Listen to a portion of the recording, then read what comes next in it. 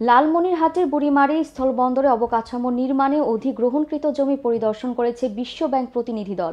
বৃহস্পতিবার সকালে বুড়িমারী স্থলবন্দরে আগমন এবং কাস্টমস কর্তৃপক্ষের সাথে সৌজন্য সাক্ষাৎ শেষে স্থলবন্দর এবং অবকাঠামো নির্মাণের অধিগ্রহণকৃত জমি পরিদর্শন করেন।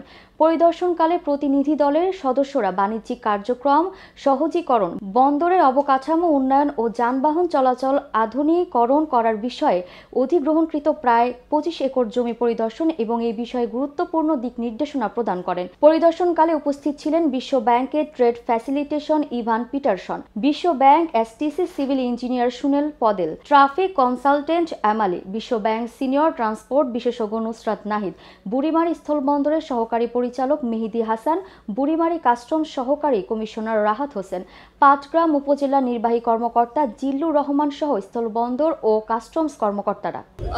এটা নিয়ে আলোচনা চলছে যে কতটুকু ল্যান্ড দরকার পড়বে, যে ফ্যাসিলিটিগুলো প্ল্যান করা হয়েছে সেটা অনুযায়ী আসলে এখনো পর্যন্ত কিছু পর্যালোচনা চলছে। তবে ডিপিপিতে যেটা অ্যালোকেশন ছিল পুরোটা সম্ভবত নেওয়া সম্ভব হচ্ছে না।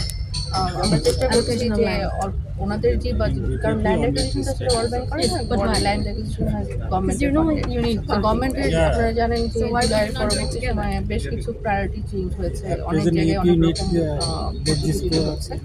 ওনারা যে অ্যালোকেশন দিবেন সেই অ্যালোকেশন অনুযায়ী ল্যান্ড বোর্ড অথরিটি এটার ব্যাপারে, এটা আমরা অন্যান্য জায়গাতেও তাই করছি, বেনাপোল এবং ভোমরাতেও একই কাজ করা হচ্ছে, যে ওখানে যেমন অনেক কমে গেছে, যা বাজেট অনুযায়ী কমাতে হচ্ছে, কিছু ফ্যাসিলিটি যেন কোনোভাবে এবং দ্রুত যেন পণ্য খালাসের ব্যবস্থা করা যায় সেটাই কাজ হচ্ছে।